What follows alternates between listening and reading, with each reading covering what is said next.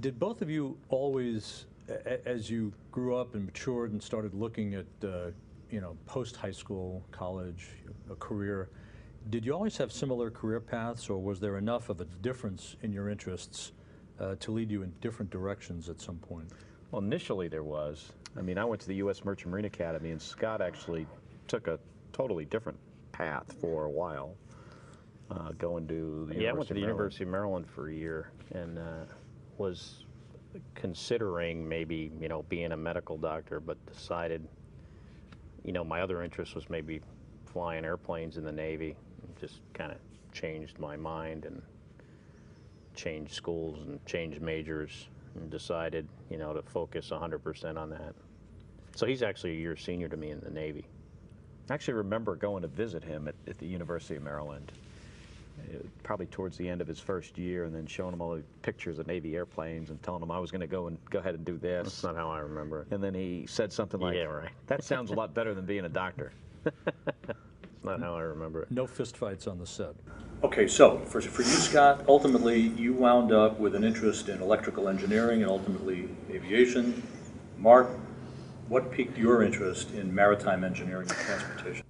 Well, we spent a lot of time on the New Jersey shore. My parents always had a boat from the time we were very little.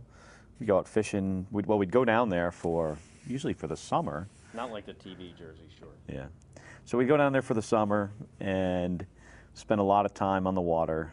Later, when we were teenagers, we were able to stay down there in the summer by ourselves on our parents' boat. Not a big boat like in the 35-foot range, but big enough for the two of us to live on. So I was very interested in, seamanship and maritime-related stuff.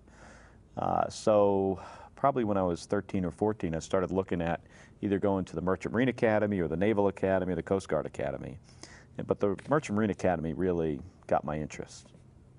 And for you, Scott? Well, plus our grandfather was an officer in the U.S. Merchant Marine and a fireboat captain in New York City, so that was, I think, also played a small part in the interest in, having a third mate's license, which I actually still have. I kind of kept it current all these years, and never actually thinking I would sail on the license. But the reason I went to the school that I did was because it was a, they had Navy ROTC there, and they also, it was a regimental type of environment. I thought it'd be better for me, giving more time to focus on schoolwork. And I was obviously right. Which one of you decided to become a pilot first? My recollection, it was me, but because he was a year ahead of me in college, he actually was in the Navy first and flew first, but that's just my recollection. Yeah, I'm not sure. And did that influence you to follow in his footsteps, basically? I was pretty committed to the Navy before he was, because I was on a Navy scholarship in college. Yeah, it's true. I mean, I actually looked at even going, hate to say this, but for a while I looked at going into the Air Force, and actually considered it, took the test, and they offered me, an option of going to Air Force flight school. And, but certainly I'm pretty convinced I took the, the right path there. Nothing against the Air Force people out there, but. You were both 5 years old when Neil Armstrong and Buzz Aldrin set foot on the moon on Apollo 11. What recollection might you have of that at that age? And ultimately, was that a big influence on your developing an interest ultimately in aerospace or space flight itself? I don't think I have any recollection of Apollo 11 at all. I think at that age, I don't know what the situation was there, but I don't remember the significance, and I don't remember, man first taking the first steps on the moon. I do remember what I'm pretty sure was either Apollo 16 or 17, one of the later flights, a couple years later, and I was interested in it.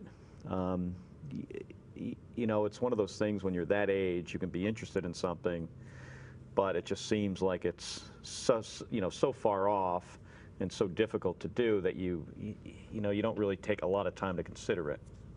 And I do have a recollection of it. I can remember being in my, our living room, and our parents, sitting us in front of the television and having us watch it. But as far as did that influence me, you know, certainly being an astronaut was something that like many kids, I was interested in, but, you know, I really never thought it would be a possibility. So with that in mind, give us a little background on how you were both selected to join the astronaut corps at the same time, which is unique in of itself, which parallels many other events in your lives together. Well, we both wound up in the same test pilot school class. We didn't apply at the same time.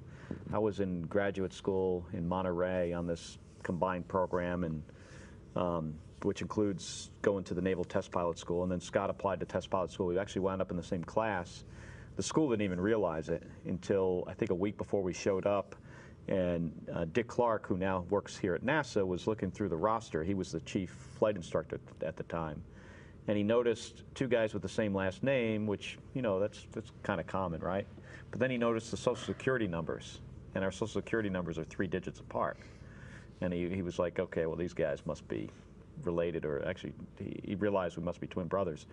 So after test pilot school, I'd say most test pilots apply at some point to the astronaut program, and we both did, and were fortunate enough to be selected to the same class in 1996.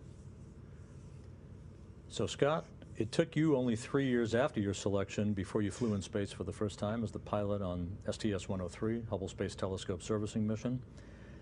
And Mark, you didn't fly until a couple of years later on your first flight, which went to the International Space Station. Was it frustrating for you, Mark, to see your brother fly first? Were those competitive juices flowing at the time? Not at all. You know, he was the first American in our class to fly of 35. So it was great to, you know, if it wasn't going to be me, it was great that it was Scott flying for the first time. And then I think it was probably 2 or 3 years later that I had the opportunity to fly on STS-108. So